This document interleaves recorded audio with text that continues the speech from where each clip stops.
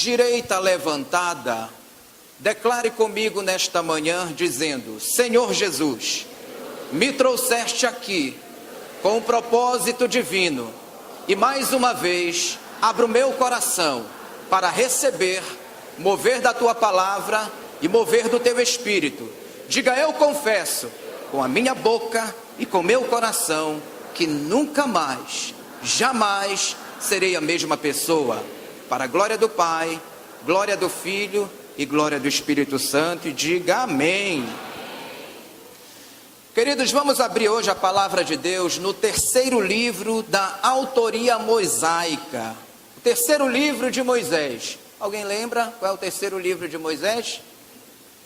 Livro de Levítico. Encontre esse endereço na sua Bíblia.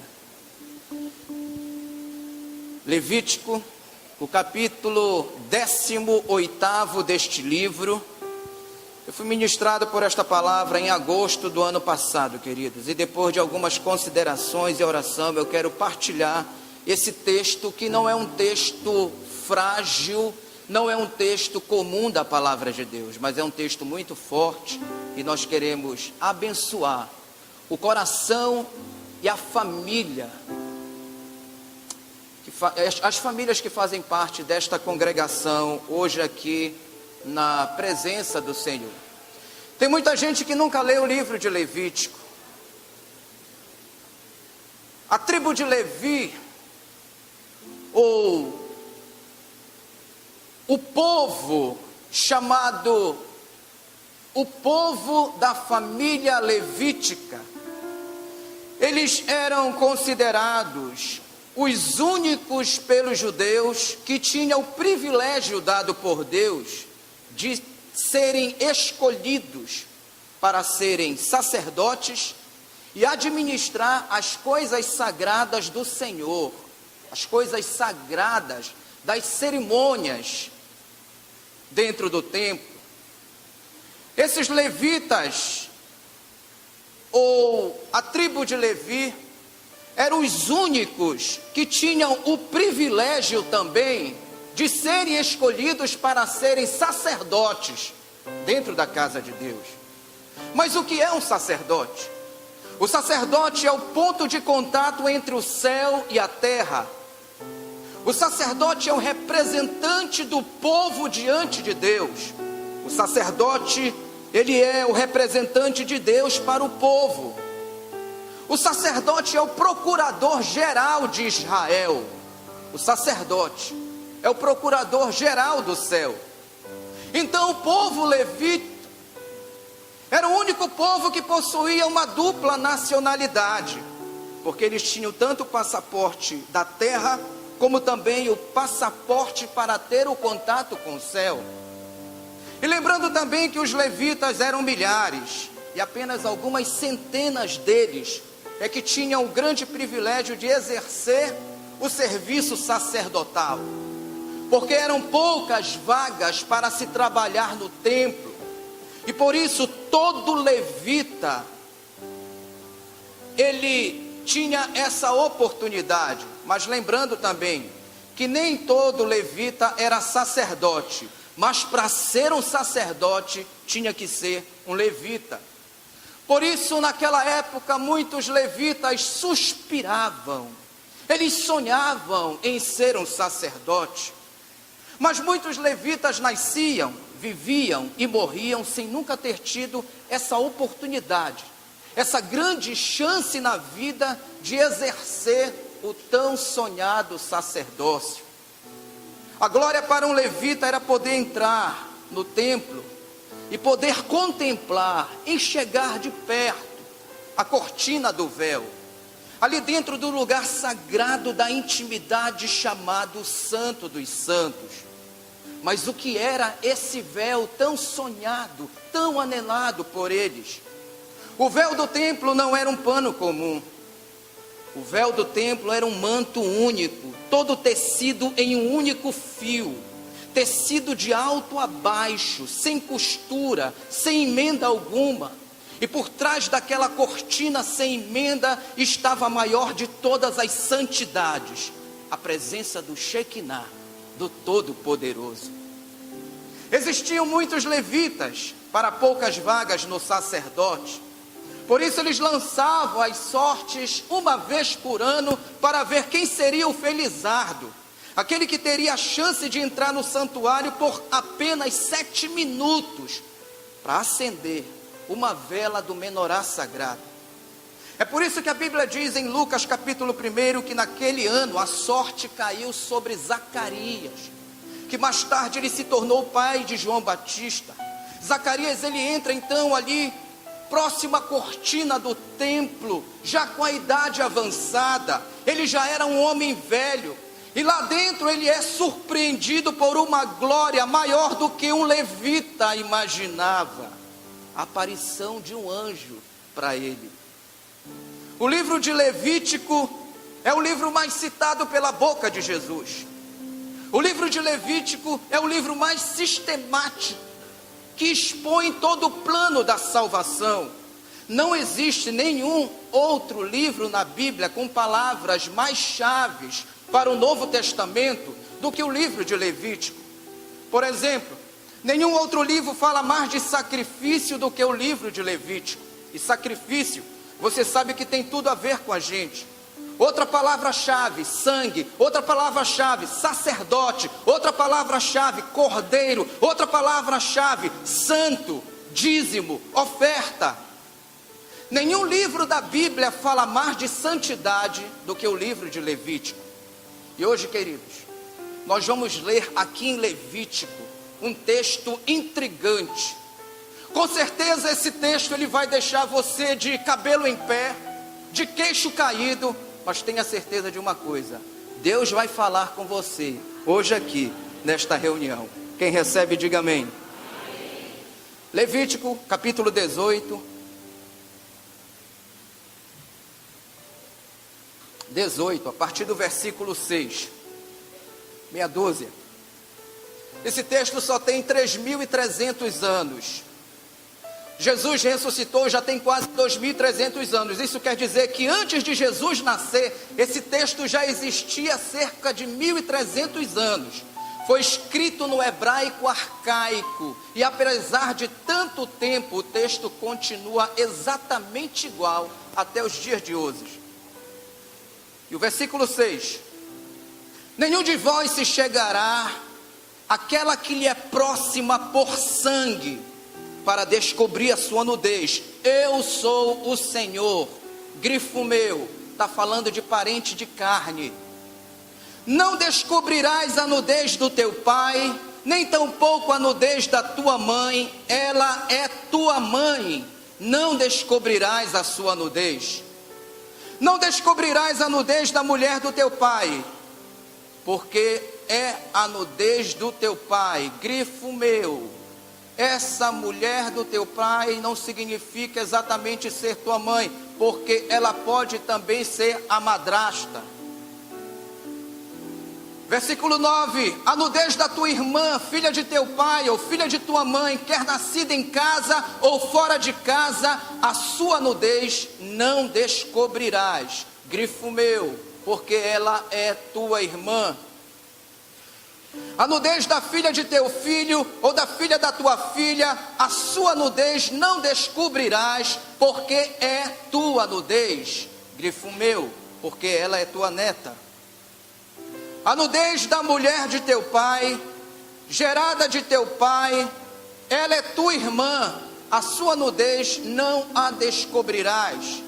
A nudez da irmã de teu pai, ela é parenta chegada de teu pai, a sua nudez não descobrirás. Grifo meu, porque ela é tua tia. A nudez da irmã de tua mãe não descobrirás, pois ela é parenta chegada de tua mãe. Grifo meu, porque ela também é tua tia. Não descobrirás a nudez do irmão de teu pai, não te chegarás à sua mulher, ela é tua tia. Não descobrirás a nudez de tua nora, ela é mulher de teu filho, não descobrirás sua nudez. Não descobrirás a nudez da mulher de teu irmão, é a nudez de teu irmão. Grifo meu, porque ela é tua cunhada. Não descobrirás a nudez de uma mulher e de sua filha. Não tomarás a filha de seu filho, nem a filha de sua filha, para descobrir a sua nudez. São parentas chegadas, porque isso maldade é. E não tomarás durante a vida da tua mulher uma outra mulher, de sorte que lhe seja rival, descobrindo a sua nudez ao lado uma da outra. Também não te chegarás a uma mulher para lhe descobrir a nudez durante a sua menstruação. Nem te deitarás com a mulher de teu próximo para te contaminares com ela. Palavra de Deus para o nosso coração. Amém, queridos? Irmãos, o que acabamos de ler é uma palavra forte da parte de Deus para o seu povo há muitos e muitos anos atrás. E não é em qualquer lugar dessa cidade que você tem uma exposição bíblica e forte como essa. Pregar em um texto como esse na manhã de hoje acaba sendo uma situação um tanto que intrigante, um grande desafio para os pregadores do mundo moderno de hoje. E será que nesta manhã nós temos a boa vontade do povo de Deus para ouvir o que temos para falar em cima desse texto? Porque o apóstolo Paulo, ele diz que nos últimos dias não suportarão a sã doutrina, que nos últimos dias buscariam mestres que falem segundo os interesses de cada um. E o texto que nós acabamos de ler nesta manhã, ele está falando da nudez do homem, ele está falando também da nudez da mulher. Mas como pregar em um texto tão antigo como esse no dia de hoje? Quando a nudez do homem, quando a nudez da mulher é considerado para muitos uma coisa comum, uma coisa normal, talvez até banal. Como pregar em um texto tão antigo como esse, em dias em que a nudez humana é exposta, é vista de forma tão clara e fácil na internet, na televisão da nossa sala, no computador que está dentro da nossa casa, na banca de revista ali da esquina, e até mesmo no celular que está na mão do seu filho ainda adolescente. Você sabia que no Brasil tem muitos casais que eu chamo de casais sem vergonha, que fazem planos para passar as férias em família dentro de praia de nudismo? São os chamados naturalistas. E ali vai o pai, a mãe, o filho, a filha, o tio, o avô, o sobrinho, o genro, o neto. Todo mundo fica pelado na praia, um na frente do outro. E os adeptos naturalistas acham isso a coisa mais normal do mundo. E o Brasil já possui muitas praias como essa, com bem maior frequência no sul do país. E o texto de hoje está falando exatamente sobre isso. Ele está falando sobre a nudez do homem e da mulher. Está falando da nudez na família. Está falando sobre o cuidado que você precisa ter com a nudez dentro da sua própria casa, no meio dos teus. Porque nós somos os únicos seres criados por Deus que se vestem. E quando Deus trata esse assunto chamado nudez no texto de hoje, Ele estava querendo evitar que o ser humano se acostumasse com a nudez um do outro. Que o ser humano não achasse a nudez do pai, a nudez da mãe, a nudez do filho ou da filha, ou de quem quer que seja, a coisa mais normal do mundo. E esse assunto sobre nudez é o tipo de assunto que chama a nossa atenção. Porque você observar a nudez do outro é uma coisa que te atrai. Agora você expor a sua nudez é uma coisa totalmente diferente. E a grande maioria de nós hoje aqui não teria coragem de entrar em uma praia de nudismo, porque a grande maioria hoje aqui teria vergonha de expor a sua nudez. Gênesis capítulo 1 e capítulo 2. A Bíblia diz que quando Deus fez o primeiro homem e a primeira mulher, os fez nus. Eles viveram milhares e milhares de anos ali dentro do jardim do Éden, totalmente nus. Eles não percebiam a maldade um no outro, porque eram puros. Mas quando eles pecam, a primeira coisa que eles percebem, a primeira coisa que eles sentem é a vergonha. Porque eles perceberam que estavam nus, e ali por trás dos arbustos das figueiras, eles tentam do jeito deles se cobrirem para resolver o problema da vergonha da nudez. Deixa eu falar uma coisa nesta manhã para você, querido. Nós nunca somos tão parecidos uns com os outros quando estamos despidos, quando estamos nus, quando estamos sem as nossas folhas de figueira. Porque quando estamos nus, você não sabe quem é rico e quem é pobre, quem mora no palácio ou quem mora na favela, quem é doutor ou quem é analfabeto. Em Gênesis capítulo 3, quando Deus desce no jardim e pergunta: Adão, onde estás? Adão diz: eu estou com vergonha.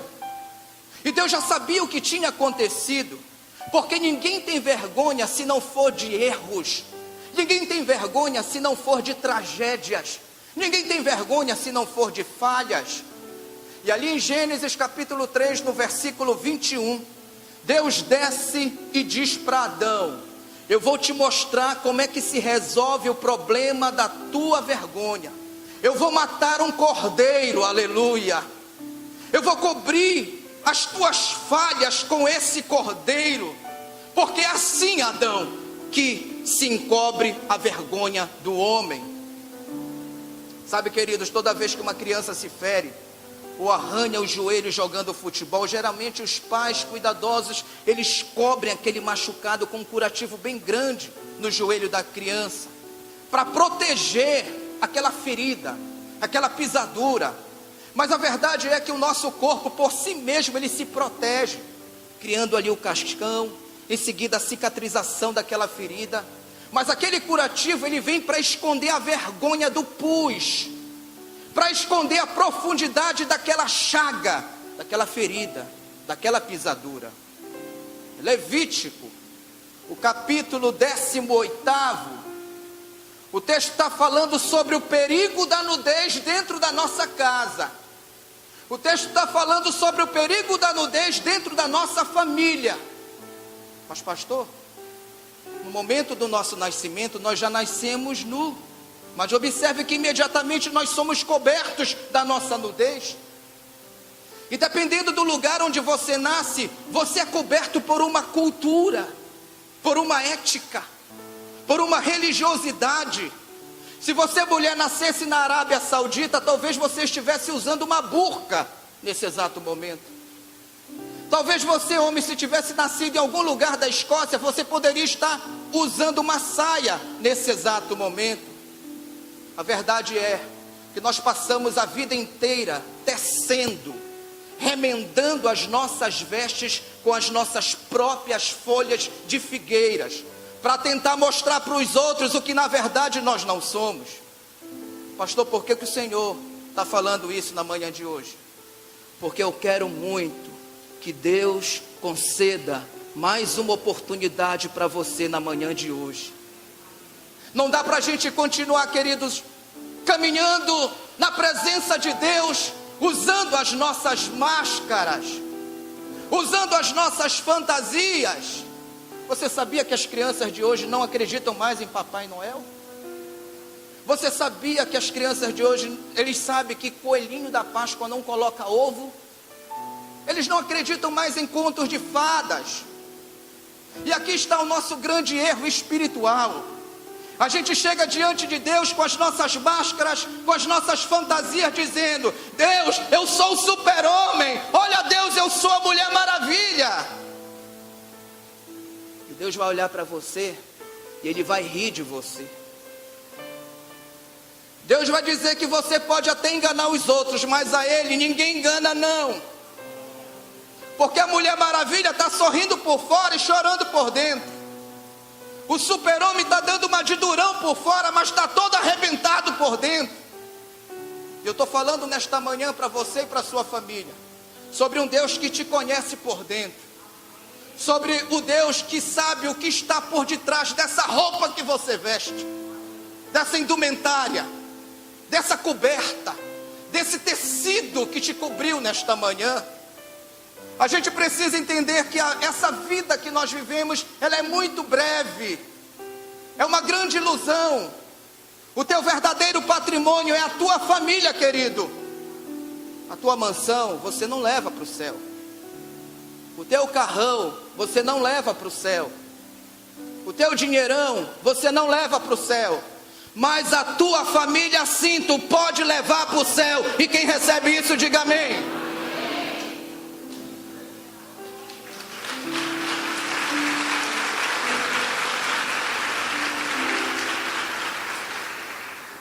Sabe o que Deus quer falar nesta manhã ao seu coração?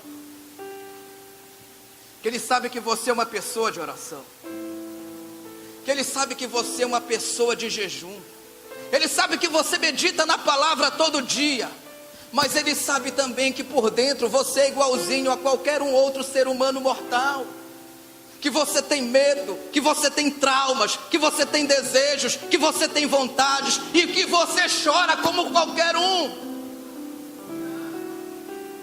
Estamos todos, queridos, encarcerados nas mesmas dificuldades e pobreza da nossa carne, da nossa humanidade mortal.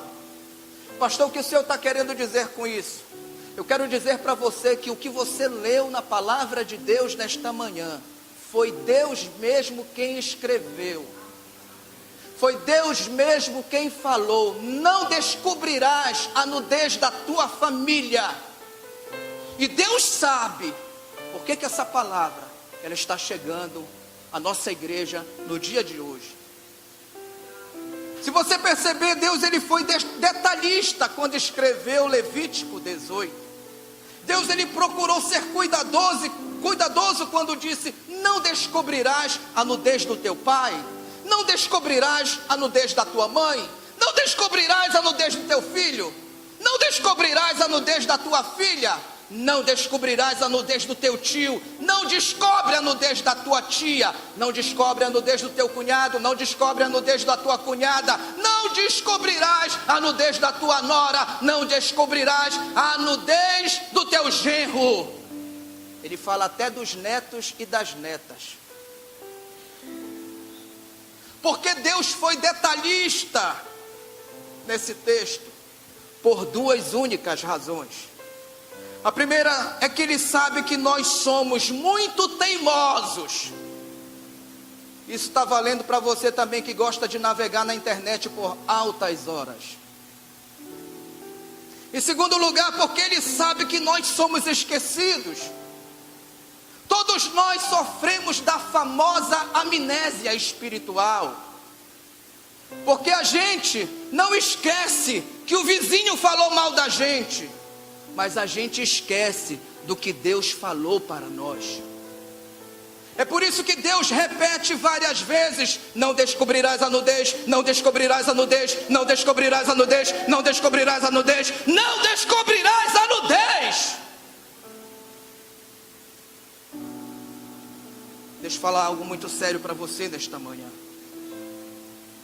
Porque a criança, depois da fase da inocência, não pode ver a nudez do adulto. Ah, pastor, peraí, mas eu tomo banho pelado com meu filho e com a minha filha. Não deveria. Talvez você precisa mudar alguns padrões dentro da sua casa. Senão você vai tirar do seu filho, da sua filha, o sentimento de repugnância em relação à nudez alheia, principalmente do adulto. O primeiro estranho que aparecer nu na frente dele, do seu filho, da sua filha, não vai mais se assustar, porque eles já estão acostumados com a nudez do adulto, porque já te viu nu dentro da tua casa.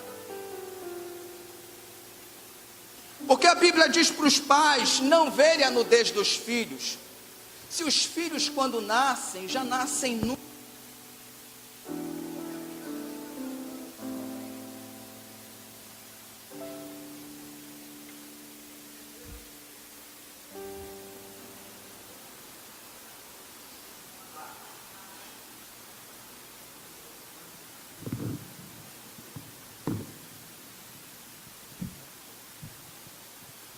Alô, som?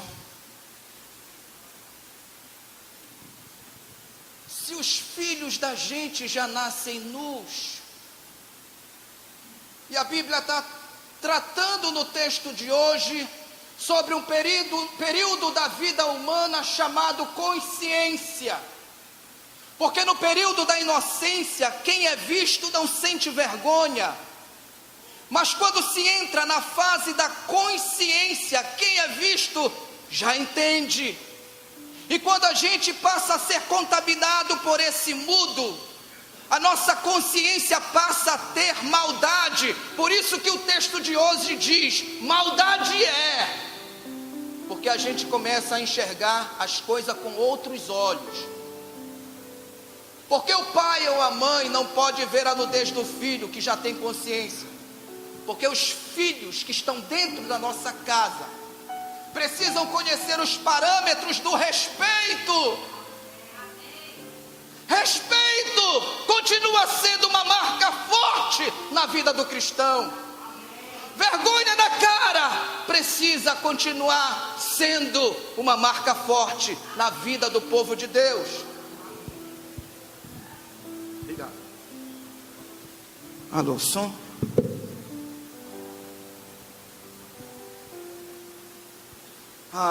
Quando existe essa liberdade em excesso dentro do relacionamento familiar, essa liberdade, queridos, ela acaba prejudicando a vida dos filhos, porque aguça a curiosidade deles. Eles ficam sem receio, sem medo da nudez alheia, porque já viram o pai nu, já viram a mãe nua, e ao invés de sentir repúdio, de ficar assustado com isso, de fugir, eles vão achar aquilo a coisa mais normal do mundo, porque já estão acostumados com a nudez dentro da própria casa. E sabe por que eu estou pregando isso na manhã de hoje? Se você não sabe, isso aqui é assunto do evangelho puro do Senhor Jesus Cristo. Abra comigo João, Evangelho, capítulo 19.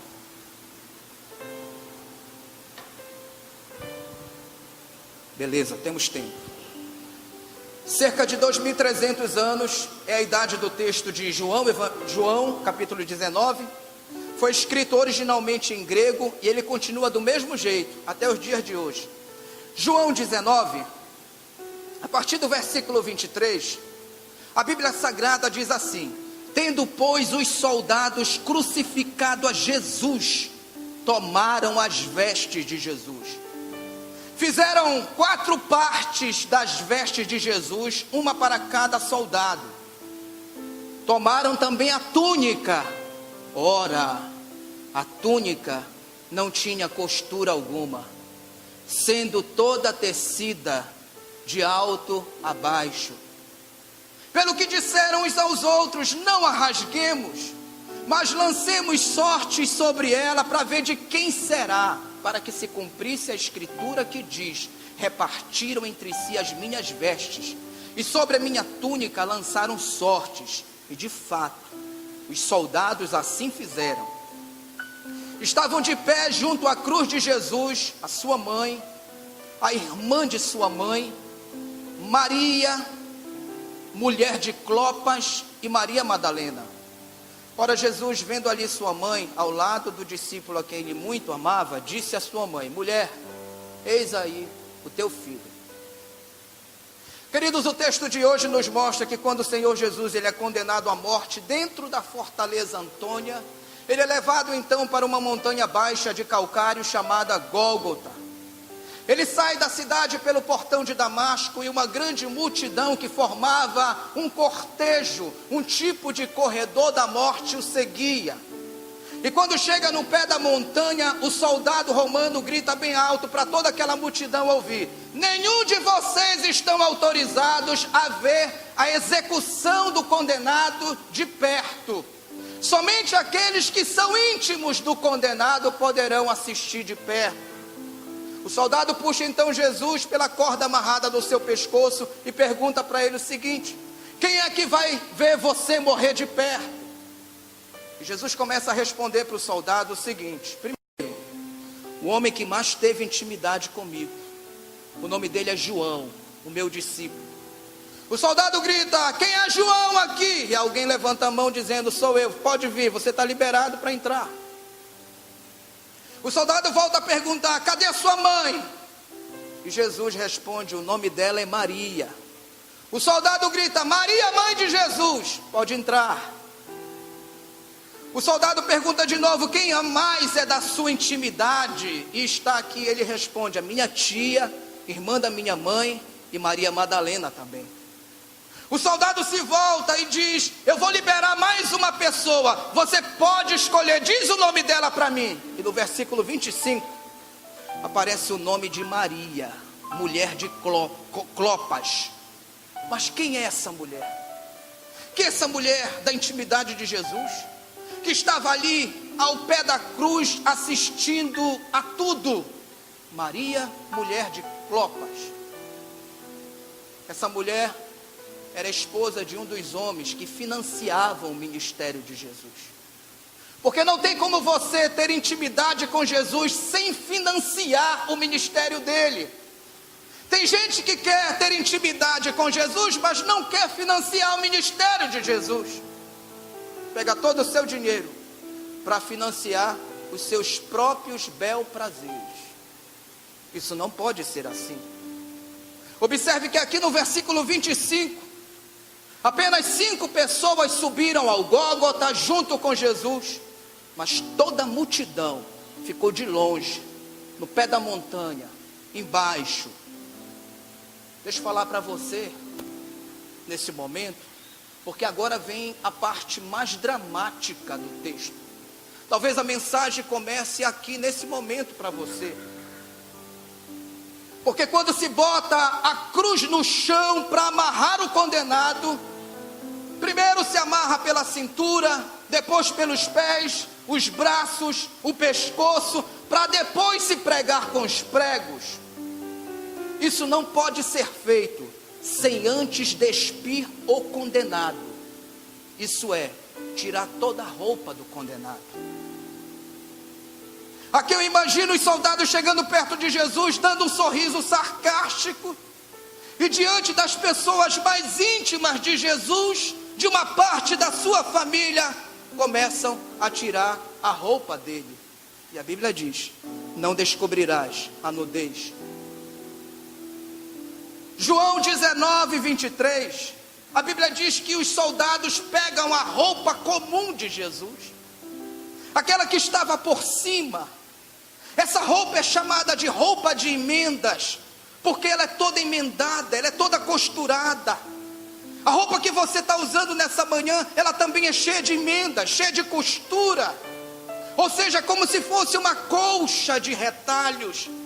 Assim é a vida de muita gente, espiritualmente falando. Sabe como é que muita gente se veste? É costurando o trauma do passado com o triunfo do presente.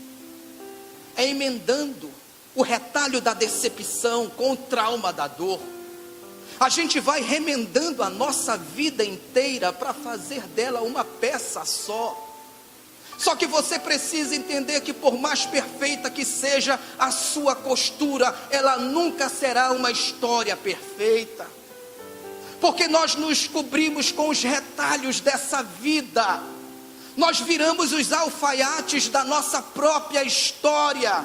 E alguns costuram tão bem que quase não se percebe as emendas dos retalhos. Mas é só você virar essa roupa do avesso que você vai ver a feiura da costura. Porque eu estou falando isso na manhã de hoje? Porque aqui em João 19, 23, Jesus ele está vestido de retalhos para se parecer comigo e com você, e eu dou glória a Deus por isso. Mas querido, você precisa entender uma coisa nesta manhã. Tem retalhos na sua vida que Deus está falando hoje, aqui e agora, que não era para você ter costurado. Porque não se põe remendo novo em roupa velha. E muita gente continua costurando remendo novo em roupa velha. E Deus está dizendo que a ruptura vai ser maior do que a primeira. Deus está dizendo hoje aqui para você, querido, querida, Pare de ficar insistindo com essa agulha na sua mão. Pare de querer continuar remendando coisas novas em coisas velhas do seu passado.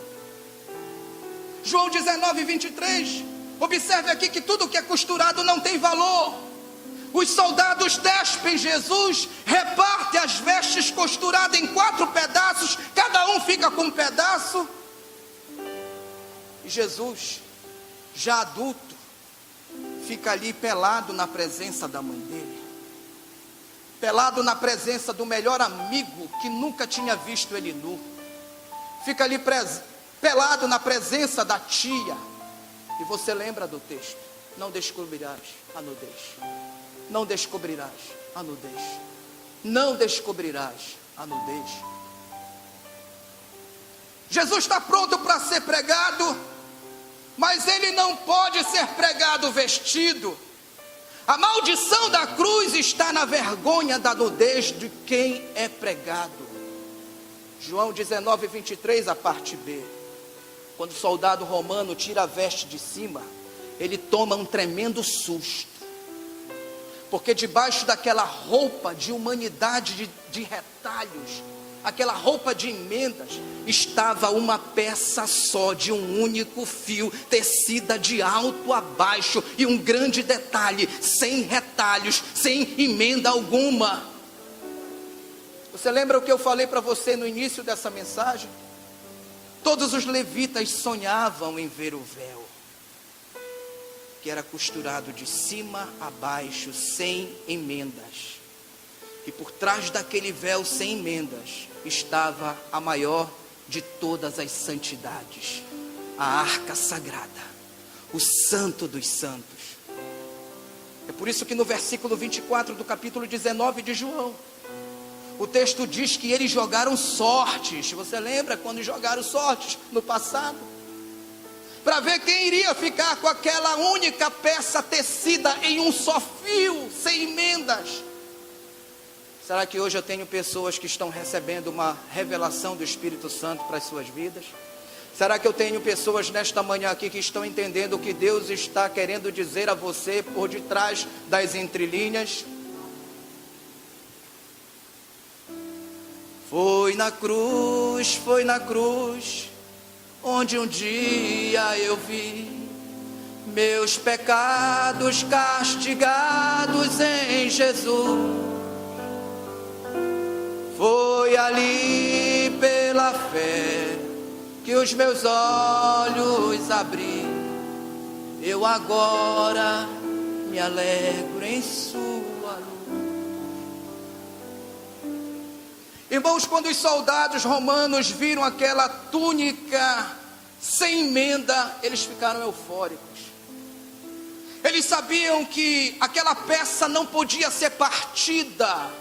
Se eles cortassem aquela túnica para vender, ela perderia o seu valor.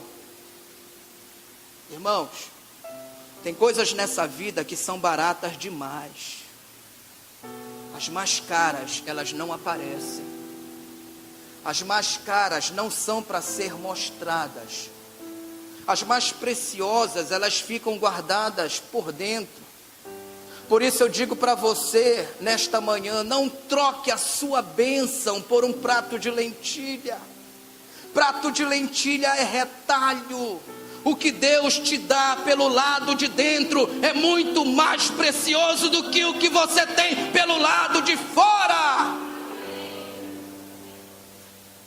Porque aquilo que Deus te dá não tem emenda, não tem costura, é uma peça só, tem valor. E aqui no versículo 24, quando os soldados perceberam o valor daquela peça, eles começaram a discutir: é meu, é minha, eu quero, me dá. E eles resolvem então lançar sortes para ver quem ficaria com aquela peça. E o dono da túnica, o dono da peça, estava ali em pé, nu, assistindo tudo, pronto e esperando para morrer. E os parentes do condenado estavam assistindo a tudo ao redor, vendo todo este cenário dramático se desenrolando, acontecendo. E no versículo 23 do capítulo 19 de João, quando os soldados tiram a túnica do Senhor Jesus, ele fica ali exposto com a sua nudez diante de toda uma plateia.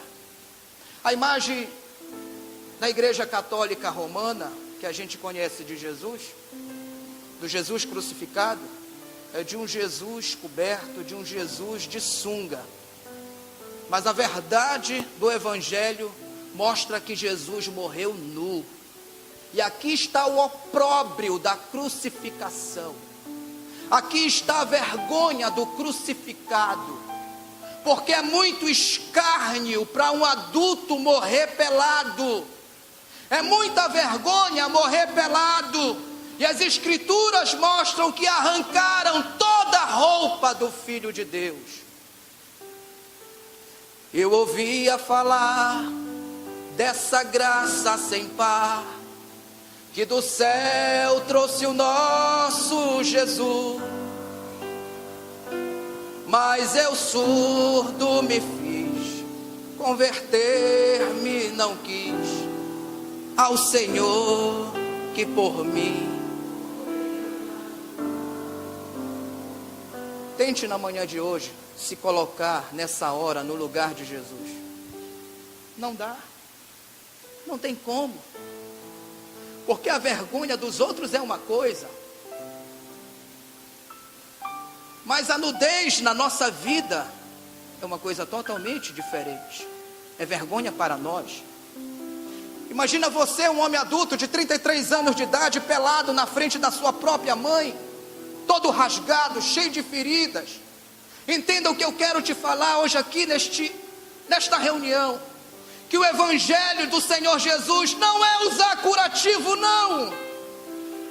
Evangelho de Jesus é expor as feridas, as pisaduras, para quem de verdade pode curar e dizer: Senhor, eu estou aqui, estou todo rasgado, estou todo furado, mas eu sei que o Senhor tem o bálsamo para curar as minhas feridas. Por que será que as pessoas confundem o Evangelho com o cristianismo? Eles são muito parecidos. Cristianismo é um sistema religioso. Evangelho é uma maneira diferente de viver dos outros. É um estilo de vida. Evangelho de João, versículo 23 e 24, no capítulo 19, a Bíblia diz que ele estava nu na frente da mãe dele, sem se mover, esperando a hora de ser pregado, todo machucado. Existem alguns países que impõem a pena capital. E como a ONU não tem resoluções sobre suas leis, não pode mudar a lei de alguns países, os direitos humanos colocaram 4 tipos de regras básicas para os condenados pela pena capital. A primeira é que nenhum condenado à morte, segundo a ONU, pode morrer sem comer. Segundo é que nenhum condenado à morte pode morrer com sede. Terceiro é que nenhum condenado à morte pode morrer sem dormir, cansado. 4 é que nenhum condenado à morte pode morrer pelado. É por isso que nos Estados Unidos, quando alguém vai morrer, eles perguntam: o que você quer beber? Qual é o desejo da sua última refeição? Porque não pode matar com fome e com sede, porque é covardia. Não pode matar cansado, porque é maldade. Não pode matar pelado, porque é vergonhoso demais. É muita humilhação. E se você não sabe, Jesus, ele foi executado sem dormir, com fome, com sede e nu. E tudo isso ele passou por mim e por você. E muita gente não leva a sério. Tudo isso ele passou por mim e por você. E muita gente fica brincando com a palavra dele todo dia. Mas um dia eu senti meu pecado e vi sobre mim o castigo da lei. Apressado eu fugi, em Jesus me escondi. e refúgio seguro nele achei.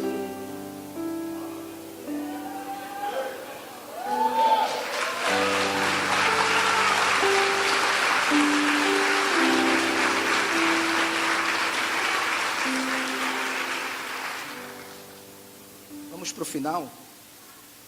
João 19. O soldado romano chega e diz: te ajoelha aí, pelado. Deita na cruz, pelado. Amarra ele nu. Prega ele nu. E morre ele nu. Jesus estava tomado ali pela vergonha, irmãos. Aquela vergonha não era dele, aquela vergonha era nossa. Por isso eu imagino que naquele dia ele não deveria levantar muito a cabeça para olhar para a mãe dele. E a essência do evangelho é apenas uma: que você possa sentir nesta manhã vergonha de você mesmo aqui na presença de Deus. Que você tenha coragem hoje aqui nesta manhã, abraçando esta grande oportunidade para a sua vida e para a sua família, de despir das suas fantasias, das suas máscaras, dos seus disfarces, e você venha dizer: Senhor, eu não consigo nem levantar a minha cabeça, mas sara as minhas feridas, aquelas mais escondidas, aquelas mais ocultas. O que nós precisamos para este ano de 2014, tematizado como tempo com Deus, com a família e com o discipulado, é de uma experiência muito forte com Deus Todo-Poderoso. Porque não existe mudança na vida humana sem ter uma experiência com Deus. E Deus te trouxe hoje aqui, querido, porque Ele quer te dar uma nova experiência. Que você se dispa dessa fantasia. Que você seja humano e não divino. Que você entenda que você não é o super-homem, que você não precisa ser a Mulher Maravilha, porque o Evangelho do Senhor Jesus não é para pessoas perfeitas, não é para anjos. O Evangelho de Jesus é para seres humanos, assim como você.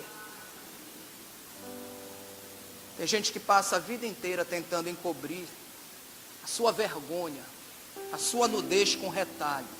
Mas Deus está falando nesta manhã: eu sei que por dentro você é igual a qualquer um outro. Então seja você, sem máscara, sem maquiagem na minha presença. Você vê a nudez dos outros e fica falando da nudez dos outros.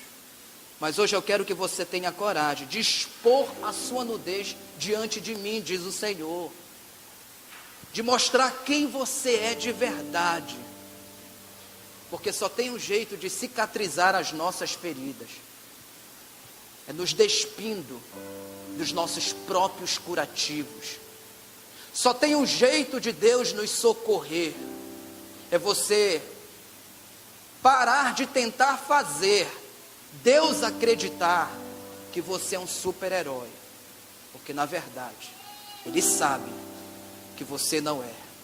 Ele sabe quem você é. Muita gente chega num lugar como esse e ama ficar olhando para a nudez dos outros e esquece que por baixo das nossas indumentárias nós somos todos iguais. Todos nós temos as mesmas fraquezas, queridos. Todos nós, no fundo, precisamos das mesmas coisas, porque temos as mesmas necessidades. Por isso, nesta manhã, Deus fala para você nesta reunião preciosa: pare agora de ficar olhando para a nudez dos outros. Exponha as suas fraquezas diante daquele que pode te ajudar de verdade. Amém? Amém mesmo? Amém. Veja bem, confrontante e desafiador. Esse é o Evangelho do Senhor Jesus, que está te convidando nesta manhã a ter coragem de expor a sua nudez, a sua vida diante daquele que pode te ajudar. Fique de pé nesta manhã.